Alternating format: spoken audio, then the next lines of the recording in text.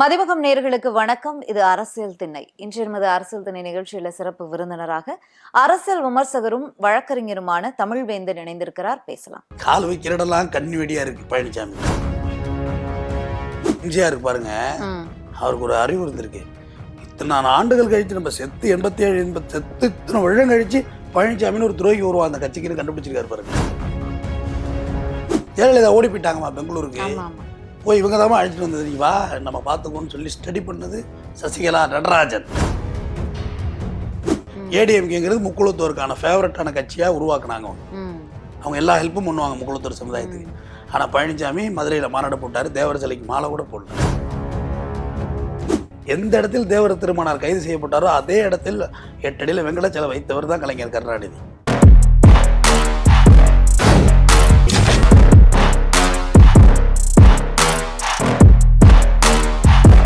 Booster சுகரை control பண்ணும், உங்க ஆரோக்கியத்தை மீட்டு தரும். சர்க்கரையை கட்டுப்படுத்துறதுக்கான எளிமையான வழிமுறை, இயற்கையான வழிமுறை. அனைத்து மருந்து கடைகளிலும் கிடைக்கும். 234 தொகுதிக்கும் போற மக்களை சந்திக்கிறேன்றாரு. இப்ப சுந்தர டிராவல்ஸ் பஸ்ல பழனிசாமி போற மாதிரி அவரே சொல்றாரு, நான் சுந்தர டிராவல்ஸ் பஸ்ல போயிட்டு இருக்கேன், நீங்க வந்து இதுல போறீங்க அதுல போறீங்கன்னு சொல்றாருல. போய் போய் போய் வந்து திராவிட முன்னேற்ற கழக அரசு திட்டத்தை தவிர வேற எதுவுமே செய்யலாமா? எல்லாமே இவர் போட்டு வச்ச விதை தானுமா? இவங்க பேசுறது, இவங்க பழனிசாமி அவர்கள் பேசுறது முதல் விஷயம். அவர் சுற்றுப்பயணம் எதனால போறாரு தெரியுமா? உட்கட்சி பிரச்சனையை ஃபேஸ் பண்ண முடியல. இங்க வந்து அவோஷன் மஞ்சாலில் உட்காந்தா வந்துடுறாங்க 4 முதலமைச்சர்ல. எஸ்பி வேலுமணி, சிவி சண்முகம், இவர் சசிகலா, டிடிவி தினகரன், ஓபிஎஸ், இப்படி 5-6 முதலமைச்சர் இருக்காங்க ஒரு கட்சியில், சிறப்பான கட்சி. இங்கே வந்துடுவாங்க. என்னாச்சுன்னு எனக்கு ராஜ்யசபா எம்பி தரேன், நீங்க இதில் பிரேமலாதா அவங்க வேற கார் எடுத்துட்டு வந்துருவாங்க. எனக்கு எம்பி தரேன்னு சொன்னீங்க, என்னாச்சு? நீங்க தரமாட்டீங்க போல இருக்க, நான் வேணா சூரிய கட்சிக்கு போயிட்டுமா அப்படின்னு. அவங்க என்னடா பெரிய தலைவலி, மத்தளத்துக்காவது பார்த்து நாலா பக்கமே அடித்தா என்னடா பண்ணுறது அப்படிங்கிற கண்டிஷன். கால் வைக்கிற இடம்லாம் கண்ணி வெடியாக இருக்குது பழனிசாமிக்கு. அப்போ அவர் என்ன முடிவு எடுத்துட்டாரு, நம்ம பேசாமல் ஒரு பஸ்ஸில் ஏறி உட்காந்துருவோம். பஸ்ஸில் ஏறி உட்காந்து மேலே பேசிட்டு பஸ்ஸில் உட்காந்துருவோம். இதுதானே அவர் பண்ணிக்கிட்டு இருக்காரு. இன்னொரு வீட்டுக்கு இன்னொரு ஏரியா தாவுறதே ரன்னிங்லேயே தான் தாவிக்கிட்டு இருக்காரு. எங்கேயும் ஸ்டேலாம் பண்ணுறது இல்லை. பண்ணுனா வந்துடுவாங்க. அங்கே உள்ள மாவட்ட செயலர், தலைவரே எனக்கு நீங்கள் மாவட்ட செயலர் தர்றதா சொன்னீங்க, ஆனால் அவனை கொடுத்துட்ருக்கீங்க. உட்கட்சி பிரச்சனையை வந்து ஃபேஸ் பண்ண முடியவே முடியாதுமா அவங்களால. அது காரணம் இவர் பண்ணிவிட்ட வேலை தான். சசிகலா அவங்க ஒரு பக்கம் என்ன சொல்றாங்க, நானும் ஐடிஎம்கே தான், நானும் ரெட்டலை கிளைமர் தான், என் தலைமையில 26 தேர்தலில் அதிமுக ஒன்றுபட்டு சந்திக்கும், ஆட்சி அமைக்கும் அப்படின்றாங்களே. இன்னமும் அவங்க போட்ட சுப்ரீம் கோர்ட்ல வழக்கு பெண்டிங்லாம் இருக்கு, டிஸ்மிஸ் ஆகல. இது பழனிசாமி அவர்கள் போட்ட வழக்கு டிஸ்மிஸ் ஆகும். பழனிசாமி மீது போட்ட வழக்கு டிஸ்மிஸ் ஆகும். அதாவது எம்ஜிஆருக்கு பாருங்க, அவருக்கு ஒரு அறிவு இருந்திருக்கு. இத்தனை ஆண்டுகள் கழிச்சு நம்ம செத்து 87 செத்து இத்தனை வருடம் கழிச்சு பழனிசாமின்னு ஒரு துரோகி வருவா அந்த கட்சிக்குன்னு கண்டுபிடிச்சிருக்காரு பாருங்க. இல்ல அவரும் அதை அனுபவிச்சாரு, ஃபேஸ் பண்ணாரு. திமுகவுல இருந்து திடீர்னு ஒரு நாள் வெளியேற்றப்பட்டாரு. சோ அது அந்த ஒரு பாதிப்பு, அது ஒரு பாதிப்புல இந்த கட்சி அதே மாதிரி இருந்துடக்கூடாது. பைலாவை தெளிவா, திமுக பைலா வேறமா, இவங்க அந்த பைலாவில் என்ன செஞ்சிட்டாரு, பொதுச் செயலாளர் பொறுப்பே இல்லைன்னே தூக்கி வச்சிருந்தாங்க. அது எப்படிமா? இடையில சசிகலா ஒருங்கிணைப்பாளர், இணை ஒருங்கிணைப்பாளர், அது தப்பு இல்லையா? அந்த பைலாவை வயலேட் பண்ணலையா அது? ஆனால் அந்த எம்ஜிஆருக்கு இருந்த ஒரு அழகான பொன்மனச்செல்முக ஐடியா, பொதுச் செயலாளர் அடிப்படை உறுப்பினரெல்லாம் தேர்ந்தெடுக்கப்பட வேண்டும். இது அவங்க பைலா. ஆனால் இவர் பொதுக்குழுவில் வந்தேன்னு சொல்றாரு. இதே பன்னீர்செல்வம் சீவாரி மண்டபத்தை போட்டு வாட்டர் பாட்டில் விட்டு அடிச்சாங்கம்மா. 3 வாட்டி முதலமைச்சர் ஜெயலலிதா இருந்தபோது. சும்மாவை ஒருத்தவங்களை அடையாளம் காட்டுவாங்க. ஜெயலலிதா அவர்களே மேடையில் சொல்லியிருக்காங்கம்மா, இந்த காலகட்டங்களில் நான் ஒரு பதவியை கொடுத்துட்டு போகிறேன்னா என்ன வேணுமோ கேம் விளாண்டுடலாம், ஆனால் தம்பி பன்னீர்செல்வம் அந்த மாதிரி இல்லை, வந்தப்போ தாங்கம்மான்னு கொடுத்தாரு. அந்த நன்றி விசுவாசம் இவர்கிட்ட இருக்குன்னு சொல்லி பாராட்டி பேசியிருந்தாங்க. ஜெயலலிதா வந்து ஜெயலலிதா அம்மாலாம் கிடையாது. ஜெயலலிதா வந்து இவரோடு பிஜேபியோடு வெளியில் வந்தது தாங்க அவங்க செய்த அரசியலில் மாபெரும் குற்றம். கடம்பூர் ராஜ் வாஜ்பாய் ஆட்சியை கவித்தது அவங்க வரலாற்று பிழை அப்படின்னு சொல்லி, வரலாற்று பிழை அவங்களோட வந்ததுன்னு சொல்லி சொல்றாரு. அந்த அம்மா இருந்தப்ப இவங்கெல்லாம் எலி மாரி அங்கே பம்மி இருந்துவிட்டுன்னு என்னென்ன பாயிறாங்க பாருங்களா வந்து மாக்குன்னு. ஏன் இதே சிவி சண்முகத்தோட பேட்டி உனக்கு தெரியுமா? அம்மானாலதாங்க சின்னம்மாவுக்கு கெட்ட பேரு. பேட்டி கொடுத்தாருமா அவரு. சின்னம்மா இல்லை, எங்க அம்மா அது அம்மானாலதாங்க இவங்களுக்கு கெட்ட பேர், இவங்க அப்படிங்க ஊழல் பண்ணாங்கன்னு பேசினவர் தான் சிவி சண்முகம். சரக்குத்துறை அமைச்சர் பேசினாரு. எல்லாம் வந்து நாக்கில் நரம்புல அந்த ஒரே ஒரு விஷயத்தாக நான் இன்னைக்கு சொல்றேங்க. திமுக மேலே 1000 கருத்துக்கள் எல்லாமே எல்லாருக்கும் ஃபிட் ஆகாது. ஆனால் அவங்க ஒரு விஷயத்தில் இன்னமும் ஸ்டெடியாக இருக்காங்க. தலைமை இந்த குழப்பம் இதுக்கெல்லாம் அங்கே வேலை கிடையாது. ம். இவர் தான் தலைவர், அடுத்த உதயநிதி தான் தலைவர், நீ ஏற்றுக்கணும். ஏற்றுக்கிட்டா இங்கே அரசியல் பண்ணலாம், இல்லைன்னா நீ போயிட்டு இருக்கலாம். ம். அந்த வாரிசு அரசியல் தவறுலாம் சொல்லுவாங்கன்னா நாட்டு தப்பு, அது சொல்லாத மாதிரி சொல்லக்கூடாது. ம். வாரிசு அரசியல் தான் சரி. அப்படி ஒரு வாரிசு இல்லாத தான் அதிமுக அந்தலி சிந்தலி ஆனிச்சு. ம். இல்ல அடுத்த ஒரு தலைமையே அது வாரிசா இருந்தாலும் சரி யாரா இருந்தாலும் சரி அடுத்த தலைமை யாருங்கிறத காட்டிடணும். இல்லைன்னா அதிமுகவினுடைய அந்த நிலைமை. அந்த அந்த வீழ்ச்சி யார் யார் தலைமை, எந்தெந்த கட்சி திரும்ப அந்த சிக்கல்ல இருக்கு. விசிக்கு அந்த சிக்கல்ல இருக்கு. ம். திருமாவளவனுக்கு பிறகு அந்த கட்சிக்குன்னு ஒரு லீடர் வேணும் இல்லைம்மா. அது இன்னைக்கே நீங்கள் அதை இவங்க தான் அடுத்த லீடர்னு உருவாக்கி கொண்டு வரணும். விசிகாவில் அந்த சீமானில் அந்த பிரச்சனை இருக்கு. ம். 2ஆம் கட்ட தலைவரே இல்லை, ஏன்னா அவர் கட்சியை வெளியேற்றிட்டாரு. ம். காளிமாலை தூக்கி எறிஞ்சாரு. நிறைய பேர் ஜெகதீச பாண்டியன், புகழேந்தி ராஜீவ் மாறன், காந்தி, ஏகப்பட்ட பேர் நிறைய பேர் இருக்காங்களே அந்த கட்சியில. 2ஆம் கட்ட தலைவர்களை ஸ்டடி பண்ணி வைக்கணும். முதல்ல இவன் தான் அடுத்தது அப்படின்றதையாவது நீங்கள் அறிமுகப்படுத்தணும். ம். ம். ராமதாஸ் ஐயாவெல்லாம் வாரிசு வராதுன்னு தான் சொன்னார். ம். ம். ஏன் வாரிசுக்கிட்ட தான் கொண்டு வந்தார்? என்ன காரணம்? வேறு வழி இல்லை, வேறு யார்கிட்ட கொடுக்குறது? அந்த குவாலிட்டியாக அவங்க தான் அந்த கொண்டு வர முடியுங்கிற நம்பிக்கை தான். இப்போ வைகோ ஐயாவுமே அவங்க மகன்கிட்ட தான் கொடுத்துருக்காரு. வேறு வழி இல்லைம்மா, ஆப்ஷன் கிடையாதும்மா. ஏன்னா நிறைய பேர் வைகோ ஐயா விமர்சிப்பாங்க, அவர் வாரிசு அரசியல் வேண்டான்னு தானே கட்சி விட்டு போனார், இப்போ ஏன் வாரிசு கொடுத்தாரு? வேறு என்ன செய்யுது? யார்கிட்ட கொடுக்குறது? சொல்கிறதெல்லாம் சரிதான், நீங்கள் சொல்கிறது எல்லாத்தையும் ஏற்றுக்குறோம். ஆனால் என்ன யார்கிட்ட கொடுக்குறது? நான் கஷ்டப்பட்டு நான் உயிர் தியாகம் பண்ணி நான் ஒரு விஷயத்தை கொண்டு வர்றேன். ஏமாத்திடுறாங்க. ராமதாஸ் அவர்கள் இடையில சொன்ன விஷயம் என்னன்னா, அதுக்கு முன்னாடி நிறைய பேர் அந்த பொறுப்புல அமர வச்சாங்க. அவங்க வந்து எனக்கு உண்மையா இல்லைன்ற மாதிரி கருத்துக்களையும் ஒரு பதிவு பண்ணியிருந்தாங்க. அதுதான்மா கரெக்ட். இப்போ ஏடிஎம்கேல வந்து எம்ஜிஆருக்கு பிறகு ஜானகி அம்மா தான் வாரிசு. ம். வாழ விட்டாங்களா? அவங்களாவே வேண்டாம் பண்ணி பிடிப்ப இல்ல இதெல்லாம் அவங்களுக்கு அரசியல் வந்து அந்த இல்லை, அளவுக்கு செட் ஆகாது, வேண்டான்ட்டுங்க. ஜெயலலிதாவை தூக்கி பிடிச்சாங்க. அன்னைக்கு ஜெயலலிதாவை முதலமைச்சர் ஆக்குறது படாத பாடுபட்டது மன்னார்குடி குடும்பம் தான். நிறையா சம்பாரிச்சுக்கிட்டாங்கன்னு வச்சேன், காசை ஆட்டையும் போட்டுக்கிட்டாங்க, நான் இல்லைன்னு சொல்ல. ஆனால் அன்னைக்கு ஜெயலலிதா உயிர் உண்டாக்குனது அவங்க. ஜெயலலிதா ஓடி போயிட்டாங்கம்மா பெங்களூருக்கு. ஆமா ஆமா. போய் இவங்க தான் அழைச்சிட்டு வந்தது. நீ வா நம்ம பார்த்துக்கோன்னு சொல்லி ஸ்டடி பண்ணது சசிகலா, நடராஜன். சசிகலாவோட கிங் மேக்கர் நடராஜன். முள்ளிவாய்க்கால் முட்டுறதுக்கு இடம் வாங்கி கொடுத்தாருல்ல. அப்படி ஜெயலலிதாவுக்கெல்லாம் பெரிய முக்குளத்தூர் பாசம்லாம் ஒன்றும் பெருசாக இல்லை. சசிகலா அவங்க இருந்து முக்குளத்தூர் பாசம், தேவர் சிலைக்கு தங்க கவசம் வாங்கி கொடுத்து இந்த மாதிரி சில செட்டிங்கை பண்ணி ஏடிஎம்கேங்கிறது முக்குளத்தூருக்கான ஃபேவரட்டான கட்சியாக உருவாக்குனாங்க அவங்க. ம். அவங்க எல்லா ஹெல்ப்பும் பண்ணுவாங்க முக்குளத்தூர் சமுதாயத்துக்கு. ஆனால் பழனிசாமி மதுரையில் மாநாடு போட்டார், தேவர் சிலைக்கு மாலை கூட போடல. மாலை கூட போடல. எந்த இடத்தில் தேவர் திருமணார் கைது செய்யப்பட்டாரோ அதே இடத்தில் 8 அடியில் வெங்கடாச்சலம் வைத்தவர் தான் கலைஞர் கருணாநிதி. ஆனால் இவங்களை எப்படி சொல்லுவாங்க டிஎம்கேவை, அந்த சமுதாயத்துக்கு எதுவுமே செய்யாது இந்த கட்சிங்கிற மாதிரி. மருதுபாண்டியருக்கு மணிமண்டபம் அமைச்சு கொடுத்தவர் முத்துவேல் கருணாநிதி ஸ்டாலின்மா கிண்டியில். காமராஜருக்கு மணிமண்டபம் அமைச்சு கொடுத்தவர் கலைஞர் கருணாநிதிமா.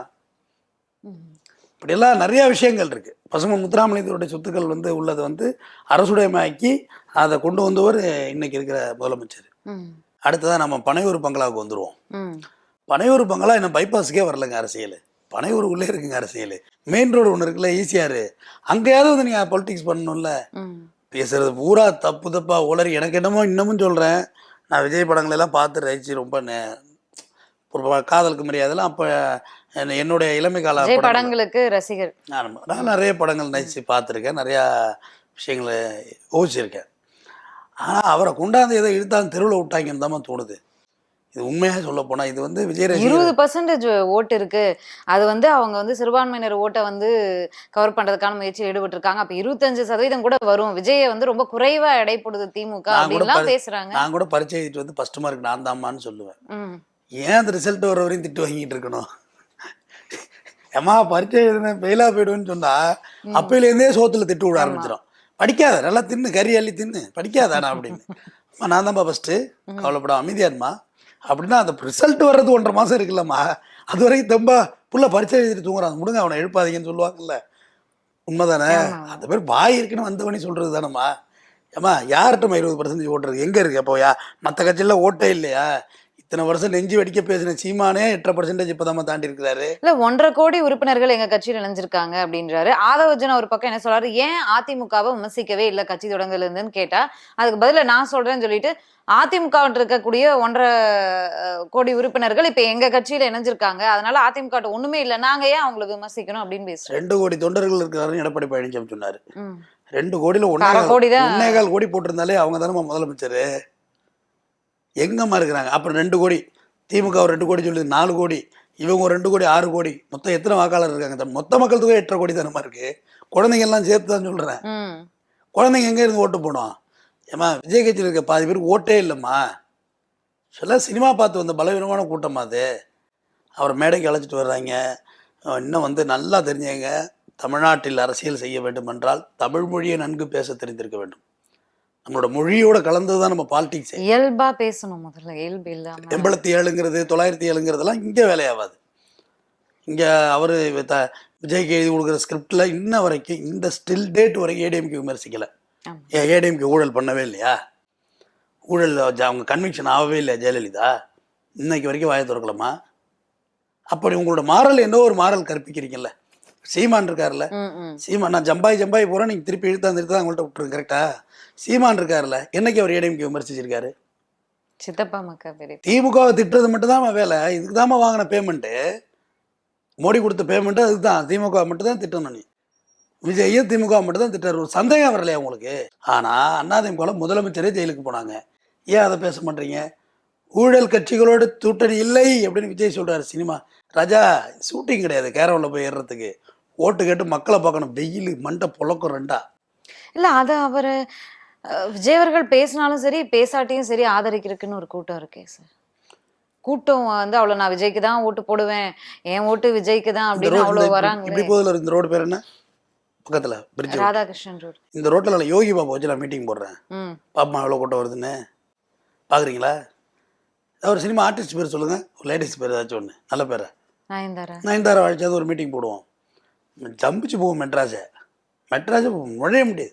அவங்க ஒரு கல்யாணம் பண்ணாங்க, ஈஸியாரே நுழைய முடியலம்மா.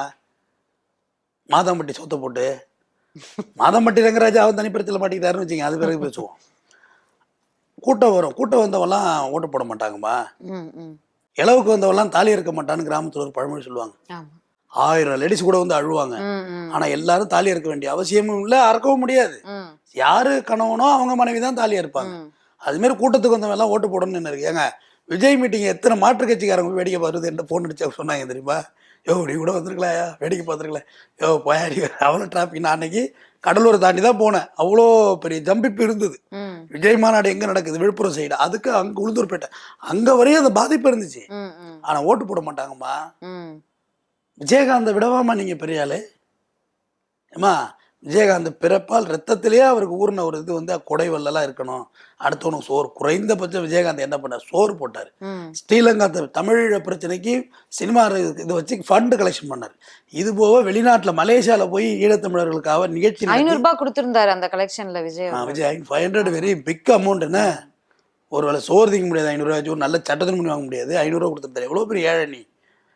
சிம்பு 50,000 கொடுத்துருந்தாருமா. தீராஜேந்திர பையன் சிலம்பரசன். ஒரு பக்கம் தமிழ் தேசியம், இன்னொரு பக்கம் திராவிடம் தானே விஜய் அவர்களுக்கு கொள்கையை வச்சிருக்காரு. இனிமே கொடுப்பாரு, இனிமே நிறைய பண்ணுவாரு. கொள்கையை வச்சிருக்காருல. போட்டா பெரியாரை பத்தி எல்லாரும் சொல்லிடலாம். பெரியார் என்ன செய்தார்? கடவுள் பரப்பு செய்தார். ஏப்பா அது ஒரு பாட்டுடாப்பா, அது ஒரு 10 பேஜ் தானே இருக்கும் மொத்தமே. பாக்கி எல்லாமே வேற சீர்திருத்தங்கள் இருந்தது. அறிஞர் அண்ணா என்ன செய்தார்? அண்ணாவா? அண்ணா பேர்ல கேன்சர் இன்ஸ்டியூட் இருக்குங்க காஞ்சிபுரத்துல. வேற என்ன தெரியும் அண்ணாவை பத்தி? வேற எதுவும் தெரியாதுங்க. அஞ்சலி அம்மா போட்டோ வச்சிருக்காங்களா? அஞ்சலி அம்மாவை பத்தி 10 நிமிஷம் அவரை பேச சொல்லுங்க. அதுல அண்ணா தொடர்பான ஒரு அண்ணாவுடைய வரிகள்ல பேசினாரு. மக்களிடம் செல், மக்களிடம் பேசு, மக்களிடம் நில், மக்களுக்காகவே வாழ் அப்படின்னு அண்ணா வரிகள்ல நீங்க செயல்படணும்னு அவர் தொண்டர்களை பார்த்து சொல்றாரு. நம்ம செயல்பட மாட்டோம், தொண்டர்கள் தான் செயல்படணும். இவர் இதுவரைக்கும் மக்களை போய் பார்த்தாரா? மக்களை பேசிச்சாரா? அடுத்த பொதுக்குழு வருது, களத்துல போய் செப்டம்பர் நடைப்பயணம், அதாவது சுற்றுப்பயணம் போறாரு, மக்களை சந்திக்க போறோம், இனி முழுக்க முழுக்க கள அரசியல் தான் அப்படின்றாரு. எத்தனை மாசம் இருக்குன்னா? எத்தனை மாசமா இருக்கும்? குழந்தைய பத்த விட 8 மாசத்துல குறப்பிரசவந்தமும் பிறக்கும். 10 மாசம் வேணும் குழந்தை பிறக்கிறதுக்கு. தேர்தல் தான் நெருங்கிட்டு. அதெல்லாம் அவர்கிட்ட யாராவது இன்ஃபார்ம் பண்றது இல்லைம்மா. ஏமா அவர் வாழ்ந்த உலகம் வேறுமா. அவங்க எங்கே போனாலும் கேரவன் இருக்கும், அப்படியே ஷூட் போவாங்க. டயர்டு கேரவனில் ஏறுவார், எத்தனை மணி நேரம்னு தூங்கலாம், மறுபடியும் இறங்கி வந்து நடிக்கலாம், விருப்பப்படலாம், அப்படியே வீட்டை பார்க்க போகலாம். உங்களை யாரும் கேள்வி கேட்க முடியாது. சரி, அரசியல் அப்படி இல்லை. ஒரு ஓட்டு வச்சுருக்கோம் பாட்டி, காலில் பொறேறு விழணும், கட்டிப்பிடி முத்தம் கொடுத்துக்கணும். நீங்கள் கேம்பெயினிங் போயிருக்கீங்களா? ஐயோ அம்மாடி, அதை விட ஒரு துயரமான வேலை எதுவுமே இல்லைம்மா. சந்து பொந்து எல்லா இடமும் இன்ட்டு எடுக்கும், களைச்சல் நிற்கும், இடுப்பெல்லாம் வலிக்கும். நீங்கள் நடந்துக்கிட்டே இருக்கணும், ஓடிக்கிட்டே இருக்கணும். அதெல்லாம் இவரால் அறவே பண்ண முடியாதுமா. இன்றைய நமது அரசியல் தனி நிகழ்ச்சியில சிறப்பு விருந்தினரோடு பல்வேறு கேள்விகளை பகிர்ந்திருந்தோம். மீண்டும் சந்திக்கலாம். நன்றி, வணக்கம்.